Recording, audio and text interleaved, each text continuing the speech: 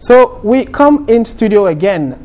Another issue that has been making headlines in the last few hours has to do with a number of Ghanaian women who have crossed border out of Ghana into the Gulf states, and the Gulf states include Kuwait and then some other, Saudi Arabia, Lebanon, and other countries in that particular region. And they are going there purposely to look for greener pastures, if you want to call it so. But then they end up finding themselves in odd jobs. Sometimes some of them are forced into prostitution, we are told.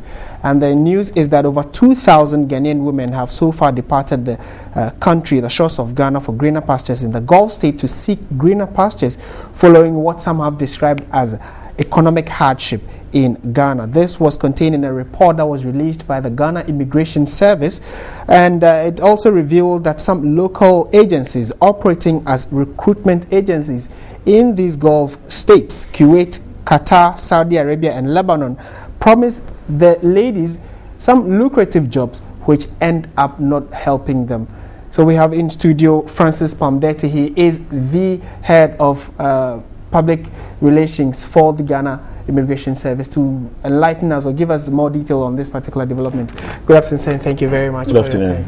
Can you walk us through the report, how you came up with that data, and then what kind of impact it is having on Ghanaian women? We usually would take data of persons arriving into the country and then those departing the country. Right. So we have those who analyze the data just to observe the trends and see whether there's anything unusual which needs to be brought to some authorities. Now we observed that between September and January, there was an unusually high number of Ghanaian ladies migrating to the Gulf states, and it was quite an unusual number. So we started paying attention to it. We also would see in a day maybe 15 ladies heading for the same place, and we know these are persons who may be taken advantage of, because we've had stories in the past of people returning from such destinations with all kinds of stories. Now within the same period, we also have over 350 ladies returning with all kinds of stories from the same destination. So we felt it was important to alert the public. We think we've gone on educating the public about safe ways to migrate and also the dangers that go with migration.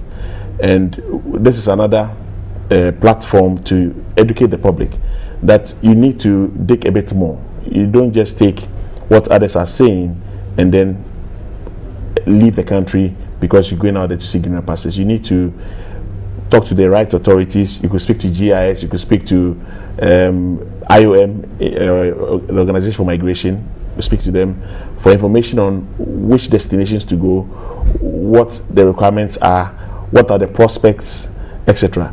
But unfortunately, these ladies will not heed any counsel and embark on the journey only to return with. But what are some of the stories that those that come in tell you?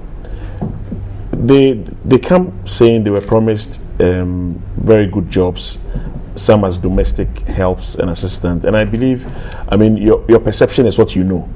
And so I'm sure they went with the mindset that what pertains in Ghana is exactly what they're going to do out there. But it turned out to be very rough. They sometimes sleep for just 3 hours in a day.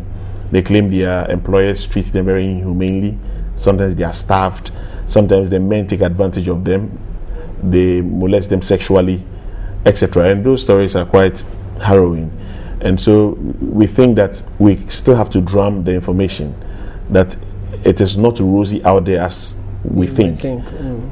The issue of monitoring of people coming into our shores comes directly to your doorstep. Now, is it that we have people that come in to take these ladies out that you know about, or it is a voluntary trip that the ladies make out of our shores, out and then go there?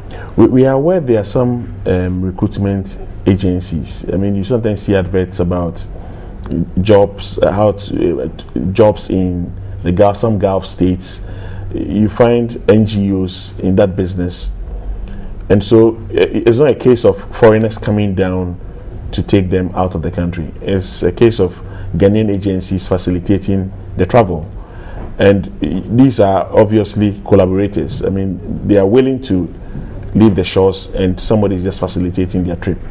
All right. And finally, on concluding on this, how serious is the issue of monitoring the activities of people that come in? And then, you know, do you have collaboration between our agencies and that of the other countries, their immigration services, in terms of data transfer and information and monitoring of the people that go out there?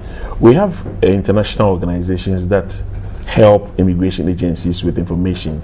You have the UNODC, you have Interpol, you have global anti-human trafficking bodies that share intelligence and share information. We don't have direct links with the immigration authorities, let's say in Kuwait or in Saudi Arabia. For us, our mandate limits us to this country, as in foreigners who come in, their activities, their movements, their removal, and also persons who are leaving the country must have the right documentation. Those coming in should also have the right document. That's our mandate. Okay. We can only go beyond that by educating the public on what to pay attention to when they intend traveling outside the country. We have the Migration Information Bureau. Okay. I mean, a unit under the GIS. We have the Anti-Human Smuggling and Trafficking in Persons unit, ASTIP unit under our unit. Public Affairs is there. You could speak to IOM, any other organization that deals with migration for advice, credible advice. Apart from the advice you take, you can go onto the internet, just fish out for information. Do you do due diligence before you go into that kind of trip? Okay. Because the consequences of a wrong trip can be there. All right, we'll have to leave it here for now. So as the saying goes, the grass is not always as green out there as you think. I've been speaking with the head of public relations for the Ghana Immigration Service, Francis Pamdeti, and was giving us further details of that report that says about 2,000 Ghanaian women have traversed and gone to the Gulf state for all sorts of jobs. This is Midday Live.